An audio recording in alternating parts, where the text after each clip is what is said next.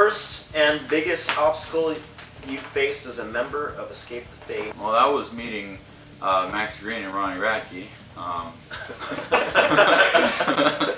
That was the biggest obstacle. Nah, we're all friends now. We can laugh at it. I mean, there was a lot of crazy things early on. I think it was, you know, even before any crazy problems started happening. It was like any band, man. Just trying to figure out how to be noticed and how to, you know, like make people like get into your shit and give it a chance and have record labels want to invest in you, you know. And I don't know how we did it. Like now in hindsight, we just got it done. But that was like the hard part, because you just keep going, and people have jobs and lives and everything, and you're just like, well, I'm out of high school now. I gotta go do something, you know. So just trying to keep your head in the game. What is the best and worst advice you've been given regarding your own career?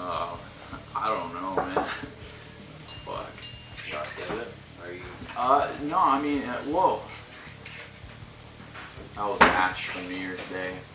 Always trying to fucking get in the middle of my shit, dude. Wants to be in the spotlight. Always, dude. Always. Lead singers, yeah. I mean, I think I've all the older bands you hear it from, like they all say the same thing, but I think Jacoby from Papa Roach, he gave me the best advice, which was, he said, dude, if you want to be a great musician, be a great businessman.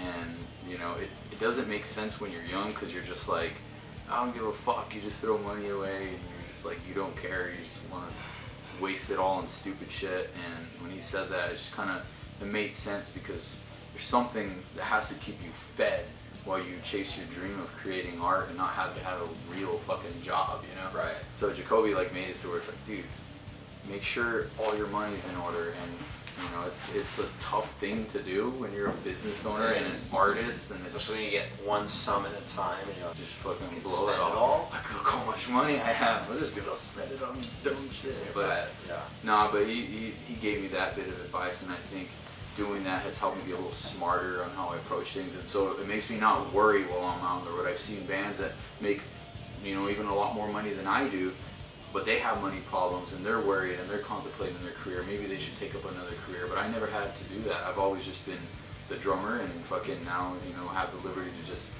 kind of be free and have fun doing this and not have to worry about my bills getting paid, you know?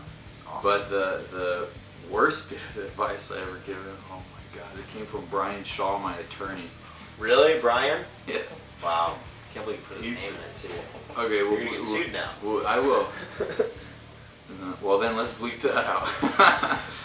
Nah, but it just depends on how you take the advice he gave, because we were in his office signing contracts, and he opens out a bottle of vodka. He's like, you guys are fucking rock stars, man. The crazier you get, the more headlines you're gonna make, the bigger you're gonna be here. I was like, okay. I'm like 19 and shit, you know, just like taking that shit, and then yeah, you know, drug problems later with different, you know, people in my life and everything, and yeah, in hindsight, I probably should just stay focused and work on the craft, you know? Yeah, not try to get those headlines. Yeah. To being alcoholic. Although they did work, he was right, but in the big picture, fuck.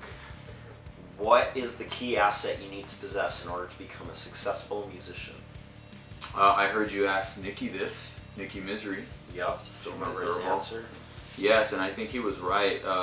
It really does come down to drive, man. It comes down to a certain level of just, you just don't give a fuck about anything else, you know? Yeah. So like, you make sure that this is the priority. You have to be unrelenting, and you ride those waves that we talked about with the business aspect of things, and you ride those waves and popularity dips and fucking girl problems and family problems and all those things, and you just have to just keep moving forward, because ultimately what people like is a good song, and if you could keep writing music and you write a good song, then you're still gonna have fans. So you just have to just stick to it, and you know, that's the one thing that I have always fucking done, especially with this fucking band, is I'm loyal to it, and I just stick to the goal and I keep moving forward. It's true. You're the longest surviving and member. And I've gone through fucking insanity, believe me, and I'm still doing it, and I'm still having fun. I'm having more fun now than I ever have. That's awesome. What is one thing that every musician should never forget? They're fucking songs. Chord progression. With count-in time. You always gotta.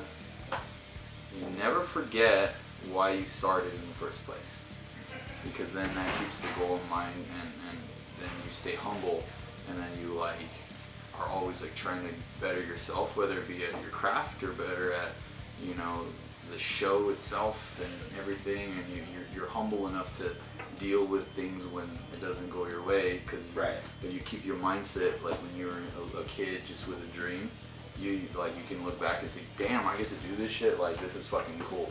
So you gotta always remember why you started in the beginning. Flex back to that younger. That's why I still fucking listen to Metallica, because that reminds me of being a little kid with a dream.